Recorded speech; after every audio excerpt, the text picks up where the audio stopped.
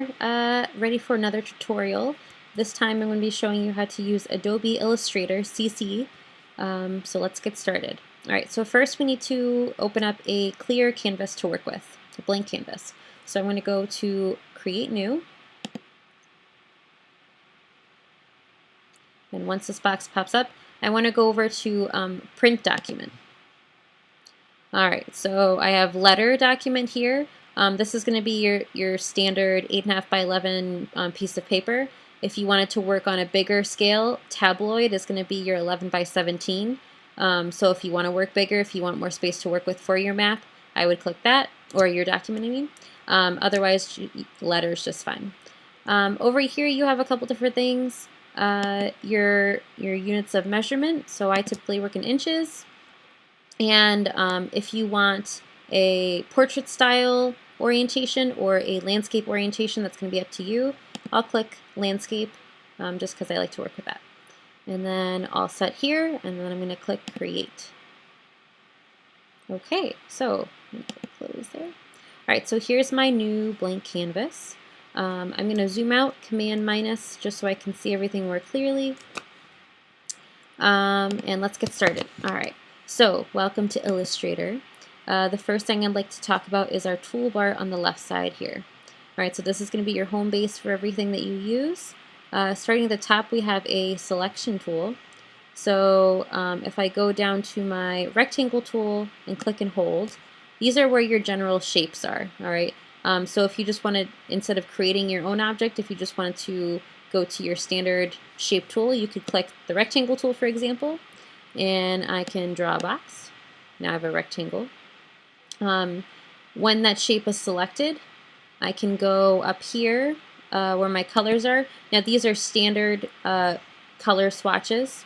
So that this would be my fill. So if I click that, click a color, that box will fill with that color. To the right of that, I have what's called a stroke. So the stroke is the outline of the shape.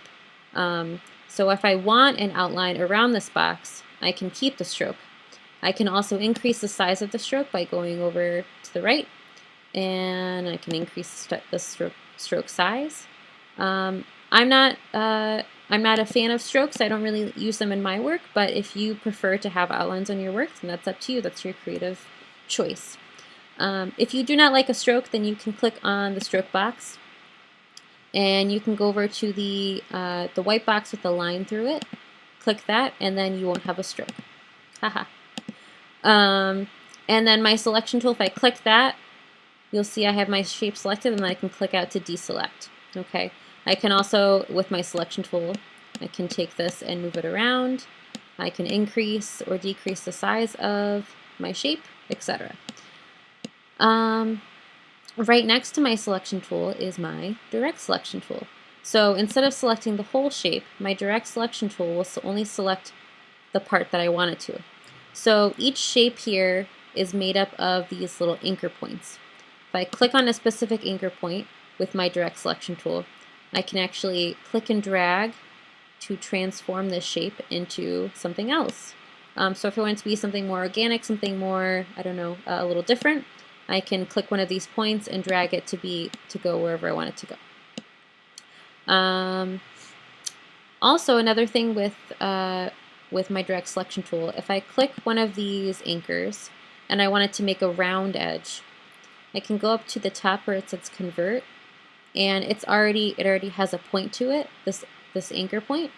So say I wanted to make it round, I would click on this convert selected anchor points to smooth. If I click that, now you'll see that this anchor point here has rounded. Okay, so again, if you want to make more custom shapes, this is how you can do it. After you convert the anchor, you can also take what's called the handle of the anchor, and you can take it any which way you want in any direction, and again, customize your shape as you go. Okay. In between the anchor points, it's what's called a path. Okay, so the anchor points are always connected with a path in between. All right, so you can also take your path and move it as well. All right, next up we have our pen tool. So if you don't feel like taking an actual pre-made shape here, you can create your own shape using the pen tool. So if I get my pen tool and I select that, I have to start with a point. So say I want to make a face. So I'm going to start with the top of the head with an anchor point at the top. And I can make points by just clicking and dragging, by just clicking and ending it back up the top with my shape. But if I want to actually curve, like how a face curves, have a curve, I'm going to click and drag my mouse until I get to my next point where I want to make. Click and drag to make a curve. Click and drag. And I'm going to keep doing that. It's looking a little like an alien until I get back to my top. Okay, so now I have my weird, oddly shaped face. Okay, so now I'm going to get my direct selection tool again. And this is where, right now, it's not really that good at all. So with my direct selection tool, I can go back and perfect my points that I created by getting these specific anchor points and dragging them using the anchors and my handles. Okay, so I'm clicking each anchor, dragging each point in and out to get it to where I want it to be. If you added too many anchors to your shape, you can always get rid of one. So say I wanted to get rid of this anchor here. I'm going to go over to my pen tool. I'm going to click and hold on it. And then this menu pops up. It says Add Anchor Point Tool or Delete Anchor Point Tool. And I wanted to delete an anchor point. So I'm going to click that. And then say I wanted to get rid of this point here. I have to hover my mouse right over top of the anchor point and then click. And now that point is gone. Okay, so if I didn't want it, I'm going to click right on top of it and it'll delete. If I want to undo that, Command Z will undo and I'll have it right back again. Okay, so again, don't use too many anchor points because then it gets a little too crazy, but just enough where you can get your shape and enough to edit. And then you can always add or take away anchor points. Okay, I'm going to want to clear my space here, so I want to get my selection tool and I'm going to drag a selection box over the top of these two shapes that I made and then press delete. Okay, similar to Photoshop, Illustrator has layers. So on my right panel here, there's the layers panel here. And it's also similar to Photoshop, you do have a new layer button. But unlike Photoshop, you don't have to create a new layer every time you make something new. So this is kind of nice with Illustrator that I like, is that your layers, they can still get kind of crazy, but Illustrator already makes them for you. So if I get my rectangle tool again and make a shape, you'll see that over in my layers panel, it already made a new layer for me. So I didn't have to do that. If you do want to keep things separate, then you can create your own groups, you can create your own layers, and keep everything separate that way. I just made a new layer, a new object. And when I start to work in Illustrator, you work with a lot of shapes. Now the one thing with Illustrator that's really nice, unlike Photoshop, Photoshop works with pixels. So if I zoomed in on a picture in Photoshop, you'll see pixels. All right, so it'll lose its quality.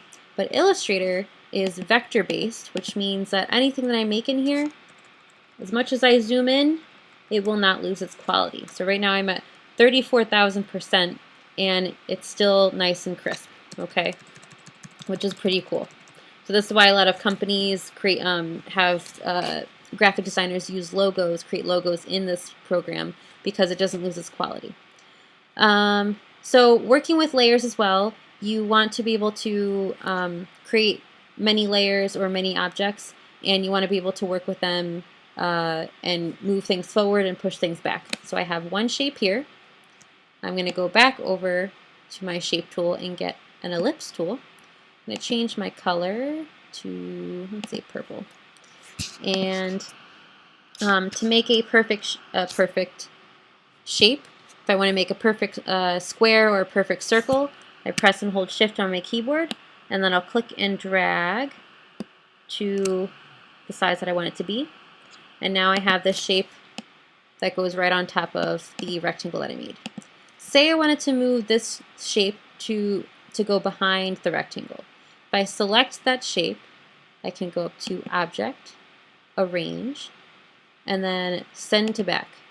And now that shape is now behind the rectangle. If I want to undo that, Command Z will undo. Okay, so now I have two shapes here. And again, if I want to send this to the back, Object, Arrange, Send to Back. All right, and there it is. Now it's hiding. Another thing, if you want to copy something and make multiples of that shape, Command C to copy if you have it selected, and Command V to paste, and now I have two of the circle. Okay. Let's see what else. If you are working with several different layers and you want to go back to using the same color, you can always get your eyedropper tool, and then say I want to get that green again. I can select that green, and now you'll see that my color, my fill color, has changed back to that green. So then if I make a new shape, it'll go back to using that green. Next up, we do have a gradient tool. So right next to my regular color here, I have a gradient. So if I click on that, my gradient panel will pop up. So if you want anything to have any kind of highlights in it, you can use your gradient. So I'm going to create a new shape here. All right. So I have my circle. Now my gradient tool was selected, so that's why the gradient filled with this color. While I have it selected, if I wanted to change the gradient at all, I'm going to go over to my panel, and at the top here I can change my gradient type. So if I didn't want it to go from light to dark in linear fashion, I can click on radial, and that's pretty cool right there. So now it'll start from the middle with being light to going to dark. Now this isn't obviously a color that I want to use, so I can always change this.